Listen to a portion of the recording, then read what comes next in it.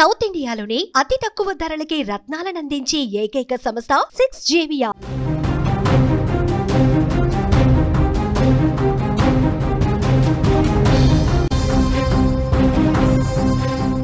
రామ్, రెమో, అపరిచితుడు ఈ మూడు పేర్లు మీకు గుర్తున్నాయా?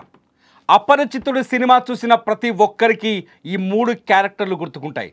ఒకసారి రామానుజంగా రామ్గా కనిపిస్తాడు విక్రమ్, రెండోసారి రెమోగా కనిపిస్తాడు అమ్మాయిని లైన్లో పెట్టడానికి, మూడవసారి ముఖానికి మాస్క్ వేసుకొని అపరిచితుడిగా కనిపించి హత్యలు చేస్తాడు.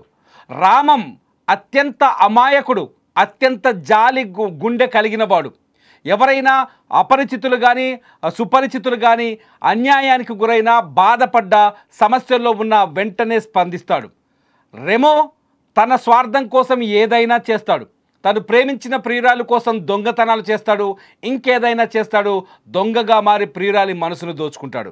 ఇకపోతే అపరిచితుడు ఎవడైనా తప్పు చేస్తే వాళ్ళని అంతం చేస్తాడు, క్రిమినల్గా మారుతాడు.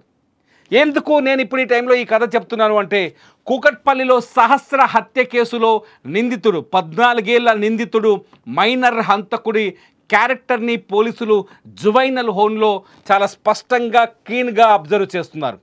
అతను ప్రవర్తిస్తున్న తీరు కావచ్చు, అతను మాట్లాడుతున్న తీరు కావచ్చు, అతను చెప్పే ముచ్చట్టను కావచ్చు చూసి పోలీసులే అవాక్ అవుతున్నారు. ముఖ్యంగా ఎందుకు సహస్రను చంపావనే ప్రశ్నకి మనోడి దగ్గర రకరకాల ఆన్సర్లు కనిపిస్తున్నాయి. అంతేకాదు, సహస్రని హత్య చేసిన రోజు చాలా కీలకమైన పాయింట్ ఇది. సహస్రని హత్య చేసిన రోజు సహస్రని ఇంట్లోనే ఆమె మంచం పైన అత్యంత దారుణంగా 27 సార్లు కత్తితో పొడిచి చంపేశాడు. పొడిచి చంపేసి రక్తపు బట్టలతోనే తన ఇంట్లోకి గోడ దూకి ఇంట్లోకి వెళ్ళిపోయాడు. బ్యాట్ దొంగతనం కోసం వచ్చానని ఇక్కడ కథ చెప్తున్నాడు. గోడ దూకి ఇంట్లోకి వెళ్ళిపోయి ఇంట్లో తండ్రి అట్లాగే సిస్టర్స్ ఉన్న సమయంలోనే వాళ్ళ కంటికి చిక్కకుండా ఇంట్లోకి వెళ్ళి బట్టలు మార్చుకొని రక్తపు బట్టల్ని వాషింగ్ మిషన్లో ఉతికేసి ఆ తర్వాత బట్టలు చేంజ్ చేసుకొని వెంటనే తను పెంచుకుంటున్న కుందేలుని తీసుకొని ఒక డాక్టర్ దగ్గరికి వెళ్ళాడు. గుర్తుపెట్టుకోండి, ఇక్కడ అపరిచితుడైన నేరస్తుడిగా అపరిచితుడికి ఆ మైనర్ నిందితుడికి పెద్ద తేడా లేదనిపిస్తుంది. అత్యంత పాశవికంగా అత్యంత దారుణంగా మంచం పైన సహస్రని కత్తితో 27 సార్లు పొడిచిన ఈ మైనర్ నిందితుడు కొన్ని నిమిషాల వ్యవధిలోనే తను క్యారెక్టర్ మారిపోయింది. ఊహించని విధంగా సినిమాల్లో అపరిచితుడి సినిమాలో విక్రమ్ క్యారెక్టర్ మాదిరిగానే ఊహించని విధంగానే అతని క్యారెక్టర్ మారిపోయింది. ఇక్కడ అంతకుడిగా అత్యంత పాశవికంగా అమ్మాయిని చంపేశాడు, ఇంటికి వెళ్ళిపోయి స్నానం చేశాడు, ఇమీడియట్లీ రామంలాగా మారిపోయాడు. అత్యంత జాలి కలిగిన వ్యక్తిగా మారిపోయాడు.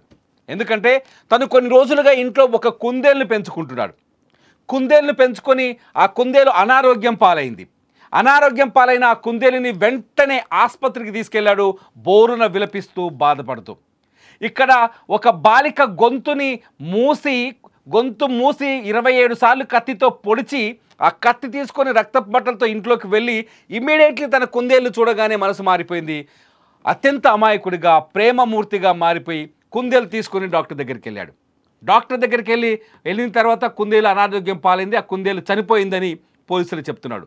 ఈ 2 క్యారెక్టర్ల మధ్యలో ఇంకొక క్యారెక్టర్ కనిపిస్తుంది, దొంగ. మీరు అపరిచితుడి సినిమాలో రెమో క్యారెక్టర్ ఉంటుంది కదా, అక్కడనేమో ప్రేమ దొంగ.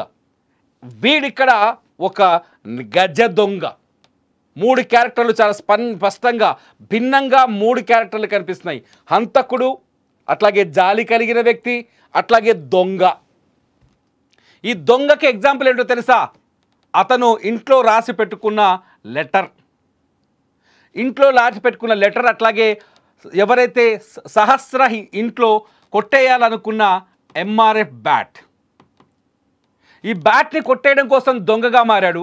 బ్యాట్ని కొట్టేస్తుంటే అడ్డుకున్న సహస్రను చంపి అపరిచితుడిగా మారాడు, హంతకుడిగా మారాడు. ఆ తర్వాత ఇంట్లోకి వెళ్ళి తన కుందేలు ఆరోగ్యం బాగాలేదని చెప్పేసి అమాయకుడిగా మారాడు.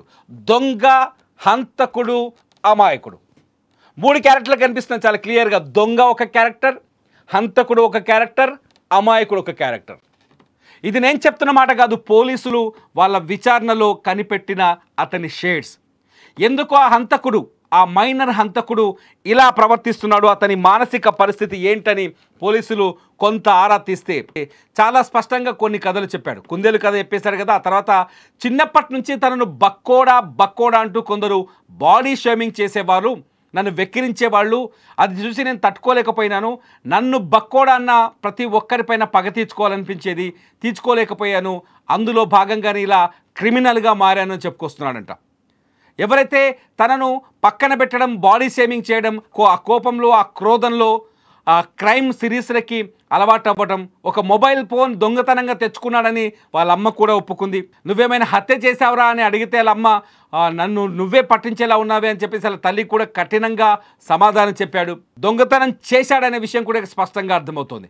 మొబైల్ ఫోన్ 2 నెలల క్రితం ఎక్కడి నుంచి తెచ్చుకున్నావంటే చోరీ చేస్తే తెచ్చుకున్నాడు, తిరుగులేదు. అంతేకాదు తను ఇంకో ఇంట్లో దొంగతనం చేయడం కోసం ఒక మాస్టర్ స్కెచ్ రాసుకొని ఒక పేపర్ పైన రాసి పెట్టుకున్నాడు, తిరుగులేదు. దొంగ క్యారెక్టర్ ఎస్టాబ్లిష్ అయింది.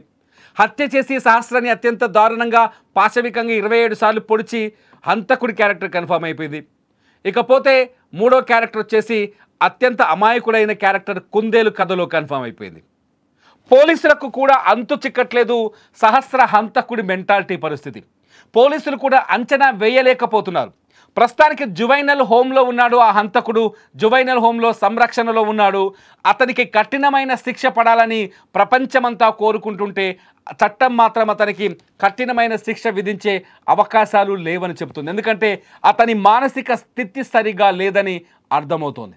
ఇలా 3 క్యారెక్టర్లున్న ఆ మైనర్ హంతకుడిని త్వరలోనే పోలీసులు కస్టడీకి తీసుకునే అవకాశం ఉంది.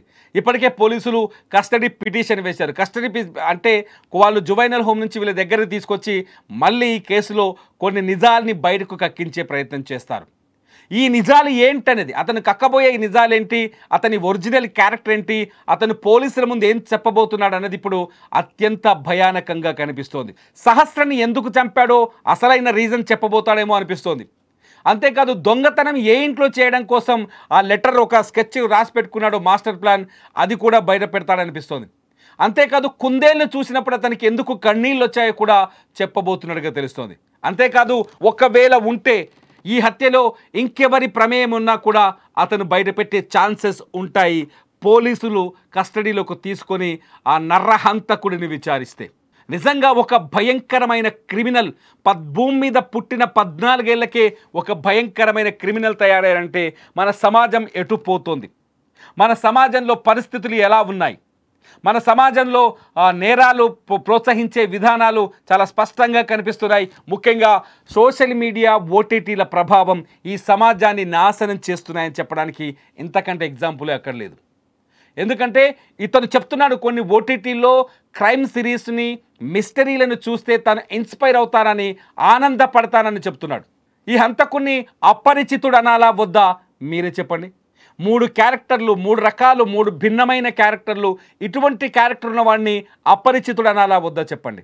అన్యాయంగా బంగారు తల్లి సహస్రను పొట్టన పెట్టుకున్న హంతకుడిని ఏం చేయాలి? ఈ హంతకుడికి శిక్ష పడాలని అందరం కోరుకుంటున్నాం, కానీ అతని మానసిక స్థితి చూస్తుంటే అపరిచితుడిలా కనిపిస్తున్నాడు. అపరిచితుడి సినిమాలో విక్రమ్ ఎలా ప్రవర్తించేవాడో ఇప్పుడు కూడా అలాగే ప్రవర్తిస్తున్నట్టుగా అర్థమవుతోంది. ఒకసారి హంతకుడు, ఒకసారి దొంగ, ఒకసారి ప్రేమతత్వం కలిగిన అమాయకత్వం. కుందేలు దగ్గరకు వచ్చి అమాయకత్వాన్ని ప్రదర్శిస్తున్నాడు. మీకు చెప్పాను ఇంతకుముందే, స్కెచ్ చేసుకొని దొంగలా కనిపించాడు, ఎంఆర్ఐ బ్యాట్ కొట్టేయడానికి వచ్చాడు. అడ్డుకొన్న సహస్రాన్ని చంపి హంతకుడిగా కనిపిస్తున్నాడు. నిజంగా ఇటువంటి క్యారెక్టర్ని ఇంతవరకు క్రైమ్ చరిత్రలో ఎక్కడా చూసింది లేదు. అపరిచితుడి సినిమాలో తప్ప ఎక్కడా ఇటువంటి మెంటాలిటీని చూసింది లేదు. మాధ్యమాలు, సోషల్ మీడియా, కాకపోతే స్మార్ట్ ఫోన్, కాకపోతే ట్యాబ్స్, ఇట్లాంటి వాటిని మీ పిల్లల చేతికిస్తే మీ పిల్లలు కూడా ఇటువంటి అపరిచితులుగానే మారే అవకాశాలు స్పష్టంగా కనిపిస్తున్నాయి.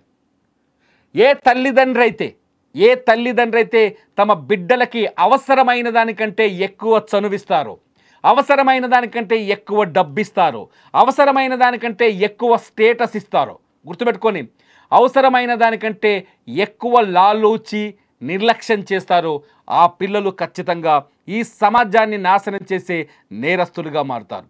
చాలా స్పష్టంగా ఈ అపరిచితుడి క్యారెక్టర్ చూస్తే అర్థమవుతుంది. సహస్ర ప్రాణాలని అన్యాయంగా పొట్టన పెట్టుకున్న ఈ అపరిచితుడి క్యారెక్టర్ చూస్తే స్పష్టంగా అర్థమవుతుంది. పిల్లలకు అధిక స్వేచ్ఛ ఇవ్వడం, పిల్లలని ప్రవర్తన విషయంలో కావచ్చు అత్యంత ప్రేమ ఉండొచ్చు, పిల్లలపైన అధిక ప్రేమ ఉండటం, ఆ ప్రేమతో వాడు ఏది అడిగితే అది కొనియటం, రిచ్గా పెంచాలని ఆలోచించడం, గొప్పగా పెంచాలని ఆలోచించడం, ఇవన్నీ మీ పిల్లల జీవితాన్ని నాశనం చేస్తాయి. ముఖ్యంగా మొబైల్ ఫోన్, ట్యాబ్ లాంటివి ఇస్తే మీ పిల్లల్ని మీరే నేరస్తులుగా మార్చిన వాళ్ళు అవుతారు.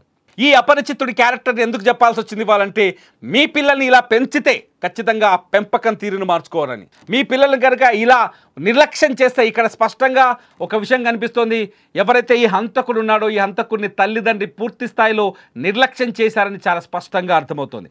వాళ్ళ నిర్లక్ష్యమే ఇతన్ని ఒక అపరిచితుడిగా మార్చి హంతకుడిగా, దొంగగా, ఒక వ్యక్తిగా రకరకాల కోణాల్లో అతని మైండ్ సెట్ని మార్చినట్టుగా అర్థమవుతుంది. మీ పిల్లలకు కూడా ఇటువంటి అలవాట్లు చేస్తే మీ పిల్లల్ని మీరే నేరస్తులుగా మార్చినట్టు అవుతుంది. నేను చెప్తున్న ఈ మాట అబద్ధమా నిజమా? ఈ వీడియో కింద కామెంట్ చేయండి.